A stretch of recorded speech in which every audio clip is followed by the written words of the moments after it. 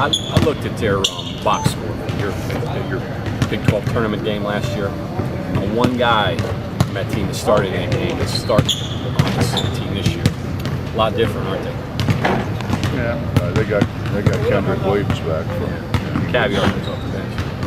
Well, he's been hurt. He's been hurt, but yeah, the two guards. That's their first year. I guess that's probably right. How much of a difference is that new point guard that they got made in their offense? Looks good. I think he's the highest rated guy ever recruited there. His physicality, I think, is what makes him. He's not necessarily faster or quicker than everybody else, but he's really strong. Really strong. He does a good job of putting people on his body. He's a good player. Penetrate pitch guy. Likes to get. Well, that's what they're doing. They're a lot of four out penetrating pitch, which is not what Jamie did before. Jamie was really a big set play guy. I know coaches won't say this, but I think a lot of coaches in this league would count on 2 wins against TCU. You can't do that anymore with these guys. Is that fair to say? I don't know if you could do it anytime. I mean, when you think about it, they beat Kansas pretty good there at TCU. I think when everybody went to TCU, it was a good game. They maybe weren't the greatest road team, but I mean, they really could have, should have beat us here. I don't think it's just this league is it's like 1.5. We averaged the wins were like 1.5 earlier in the week from every game. This league is it's so balanced. It's what makes it so hard. You guys recovered from your Odyssey trip out to Lubbock? I think so. They were pretty good yesterday. We got 7 more. Not back to back though like that. The first one wasn't that bad really because the game was at 1 o'clock in the afternoon, so the first one wasn't bad. Getting back at 5:30 in the morning stuff. But unless you had Justin's hours, Just going out. So you're going to bed. That's right. You didn't lose a day of prep though. You were able to. We didn't do anything Wednesday. Well, we watched some film. Watched some film. I asked them what time they want to watch film. They didn't want to do it till 6:30. So we watched some film, but we didn't watch TCU. We watched Texas Tech. Were you a little disappointed in your defense in terms of dribble drive penetration? It looked like they were able to. That's as bad as we've been. As bad as we've been all year.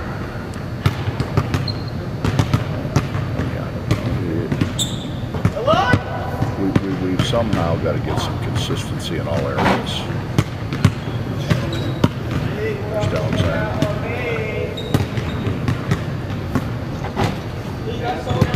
Don't know how to play. It's not a trend yet.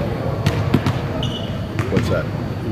Having the ability to Being consistent. Yeah. But I don't know if it ever will be because everybody kind of has their own interpretation. I know that's what they're trying to do.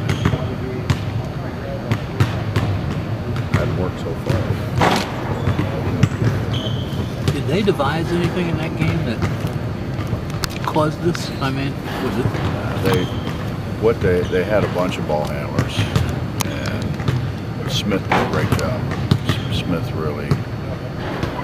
Throw it to your power forward and he brings it up the floor. We didn't do a very good job after we got him stopped at half court of not letting the guards get it back so easy. But he's the first power forward that's ever really brought the ball to the floor. Iowa State's guy did that a couple of years ago. Yeah, but we wore him out. The difference is, and they did a really good job with substitutions, keeping guys fresh. I mean, with all that and going 2 for 8 and overtime from the foul line, we still should have won. make 2 free throws in overtime, you win the game. 2 free throws, you know, get a bounce, get a call. We win. Speaking thereof, do they have to do something about replay? I mean, nobody gets any continuity anymore. I think the problem is it's the time thing, you know. It's, I'd like to have one of them things like they got in football I can throw out on the floor. Not if you had to bend over and pick it up. Might lay on the floor for a while. Well, I'd get somebody to get it for me. Hey, take a look at that one. Those guys keep it in their sock or something, don't they? No, in the NFL, they have Sock. NFL have assistants to hold it probably. Well, their guys see it upstairs, I think, and radio down. That'd be all right. Then we'd all wear earphones. I could smash some earphones. No one does that, you know. No. Nobody here does that.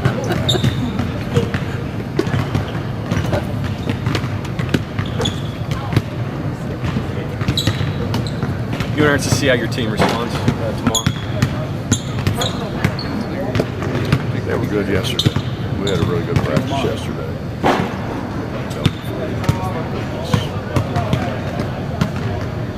You can't get too high, you can't get too low. I mean, and it's hard because that was tough. You kind of mentioned Jamie kind of changing his style of play. A good adjustment on his part, you know, coming in the first year and maybe adjusting to what he had instead of trying to force his system. I would think so. Yeah. I would think so. You know, I think between Jamie and Tommy Harrion, Tommy does a great job with sets. And he really runs really good sets. And they both were kind of, you know, sets guys. They still run some sets, but not like they used to be every time down set very much. Now they just, you know, 4 out, ball screening, keeping the guy in the corner can make shots. It's been really good for them. And, you know, defensively they're extended a little bit more than what they did at Pitt. You know, Pitt was more traditional pack line. They still gap everything. But they're putting more pressure on the ball further out on the floor. And they're pressing, which he didn't ever I don't ever remember pressing at Pitt. Now they're 2-2-1 pressing. They're playing zone. They don't play a lot of zone either. So yeah, I would say he's done a lot of things to adapt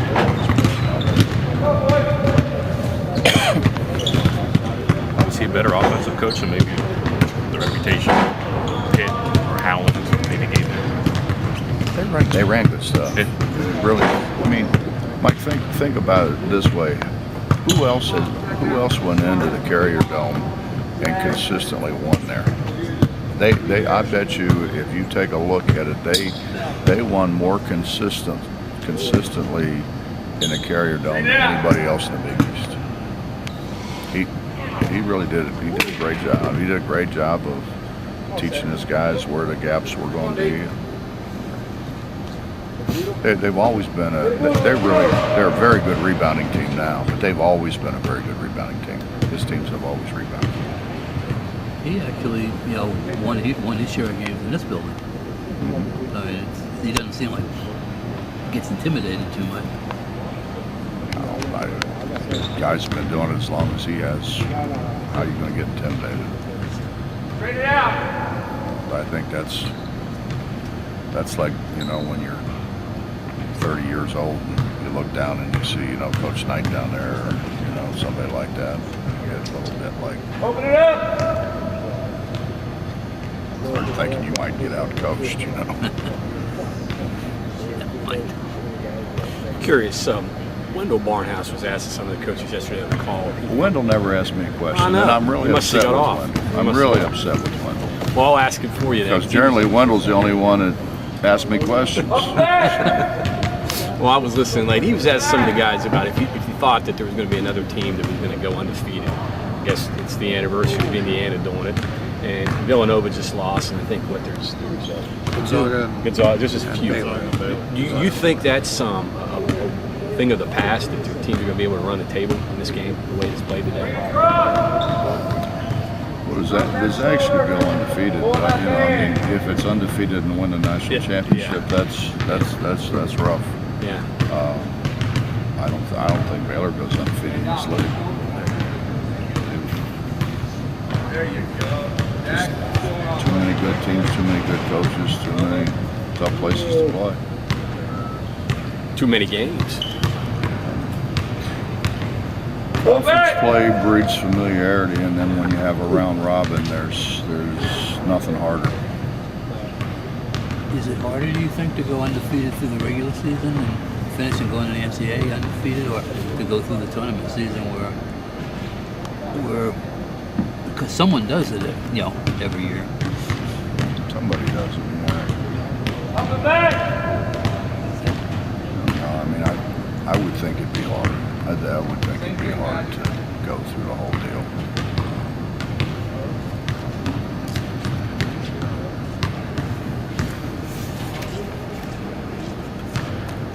Yeah, I think it's hard in the regular season, but it's just, and I think those guys are finding out a little bit. Get a boat, here we go! Villanova goes to Creighton and then they go to Butler. They probably came home from Creighton. I mean, their travel's not like ours, but it's not like being in the Big Ten or the ACC or the SEC. I don't remember what time the Villanova Creighton game. I don't know if it's a night game or an afternoon game, but those night games are rough. Switch it up! Gotta look at your team. You've had one bad half against Temple and maybe one bad stretch against Texas Tech in 14 games. I mean, that's kind of the nature of the game, isn't it? They did a really good job of not letting us get in transition. We didn't turn them over, so we didn't get any live ball Let's turnovers. go! Even the few live ball turnovers we got, they did a great job of getting back. If you watch the tape, it's really evident. I mean, they shot the ball. They might have had one guy go rebound. They had four guys running back. I think they were, and I don't care who you are. It's 5-on-5's hard, man. I mean, we all do things to try to create numbers in our advantage, in our favor, but 5-on-5's hard. 10 guys running around in a very restricted area. It's hard. It's probably not part of the thought process, but I'm kind of curious what your opinion might be. Having Right side Big down. Skyline Dixon now in Right cheek on the Big ground. 12, does that maybe bring the West Virginia fan base a little bit closer to the Big 12? Or is that probably not even part of the thought Up process and at this back. point, I would imagine? I can't say what I want to say. Up and back, let's go!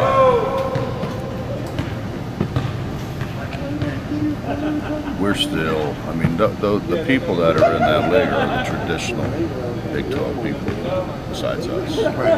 We're the newbie, we're the outsider. That's not going to change for a while. Texas Tech just got in a little bit before us, but they've been in Big 12 country, So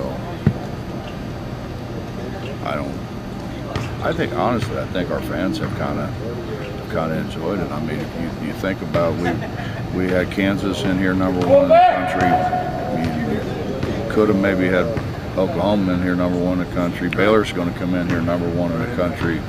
I mean, who's the last team came in here #1 in the country before that? I don't know. I mean, you guys know. I don't know. The only one I can think of is UNLV. UConn. UConn, yeah. UConn maybe, yeah. 2000. It's been a while, right? They also, on the conference call yesterday, they also got into a discussion without you of whether point guards are born or if you make point guards. You got a view on that? Well, I mean, I think they're born in that some guys have a whole lot better peripheral vision. And when you have really good peripheral vision, it's obviously easier. And I think a lot of it, if you have peripheral vision and really good hand-eye coordination, you ought to be a heck of a point guard. You should be. Yeah. But it's the same as being you know, a quarterback. It's more than just being able to throw the ball. You got to be able to read defenses. You got to be able to understand progressions. It's an attitude that goes too, though, isn't there? Yes and no. I mean, there's scoring point guards, and then there's, you know, the Guy Rogers, you know, those kind of guys that were just distributors. But there are. Oscar was a point guard.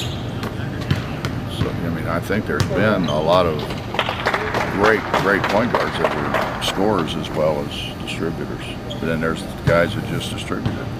Lenny Wilkins. Lenny scored some, but he was really a pass-first guy. As a coach, though, you want the guy, your smartest guy, with the ball in his hands the most, I would guess, right? And that's your point guard. The smartest being basketball savvy and understanding the game and the way you want it played. I wouldn't say Van Exel, but I'd give him the ball every time. You know, but I think there were other guys who had a little better understanding, at least initially. I mean, Nick's smart, don't get me wrong. Nick's a smart guy, but there were other guys who had a better understanding of what I wanted done. But how do you not trust him with the ball? How do you not trust Steve Logan, even though you know Robbie was going to shoot it? That was all right too. You know, he made it.